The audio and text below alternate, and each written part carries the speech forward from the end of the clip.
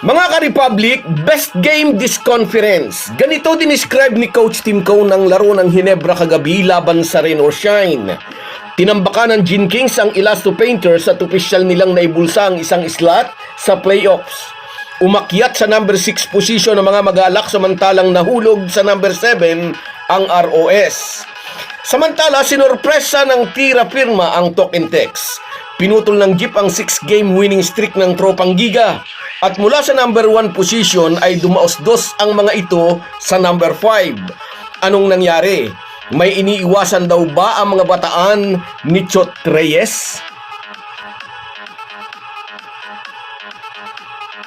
Pag-uusapan po natin yan, pero bago ang lahat ay maglalambing po ako sa inyo na isubscribe ninyo itong ating channel at kung di masyadong makakaabala ay i-like at paki-share na rin ninyo.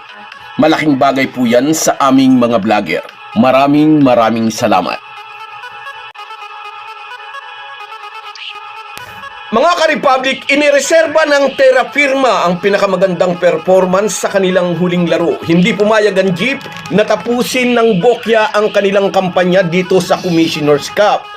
Kagabi, wala halos makapaniwala na kinatay nila ang Talk and Text, ang pinakamainit na kupunan na nagkamada ng 6 na magkakasunod na panalo bago ang laban nila kagabi. Pinutol ng Jeep ang 6 winning streak ng mga bataan ni Chot Reyes. Pumutok si Mark Nonoy at pinangunahan ang Jeep sa kanyang 33 points para sa kaisa-isang panalo ng kanyang team. May 4 na rebound din ang Jeep rookie, 4 assists and 1 steal. Sa post-game interview, sinabi ng UST and Lasal product na inspired daw siya dahil kalaban niya for the first time ang kanyang idolong si Jason Castro. Pati mga sports writer, pati na ang mga vlogger, nagulat na natalo ang Talk and Text.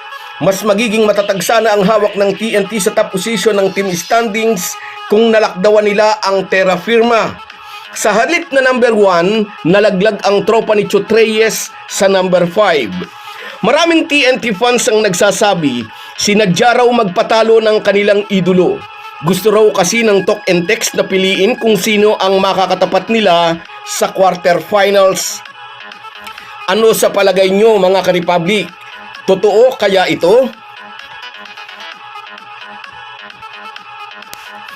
Samantala, sa main game kagabi, dinurog ng Barangay Ginebra ang Rain or Shine 120-92.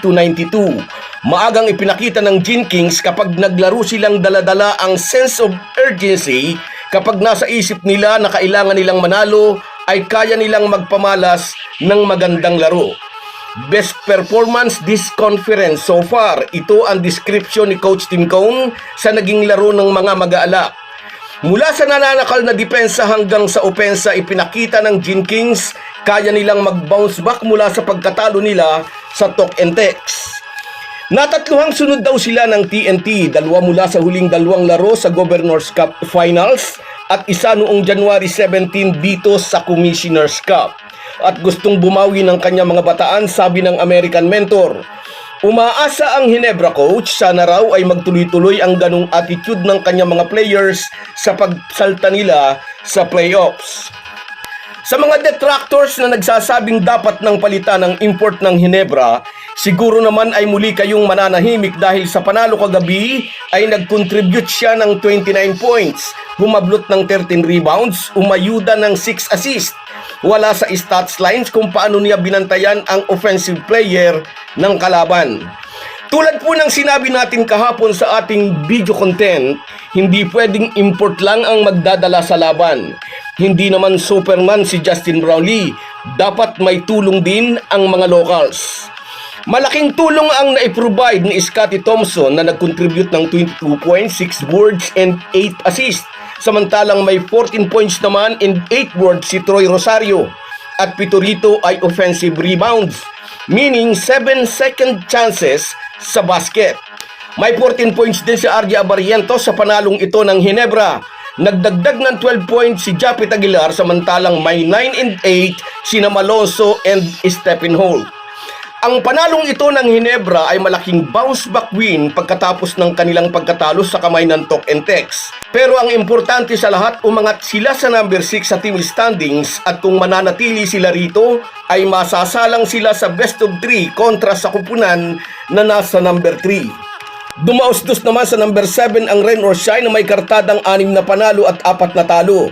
Kung mananatili ang ROS sa posisyong ito, mapapasabak sila sa number 2 team na mayroong twice to beat advantage. Pansamantala, ang senaryong ito ang natakasan ng Ginebra bunga ng kanilang panalo kagabi. May natitira pang isang laro ang Gin Kings laban ito sa Meralco. At depende ulit sa magiging resulta ng iba pang mga sagupaan, malaki pa ang posibleng ipagbago ng mga posisyon sa team standings. Basta ang importante at pinakamagandang development sa lahat, pasok na sa playoffs ang Barangay Ginebra. So guys, yan lang muna. Hanggang sa muli.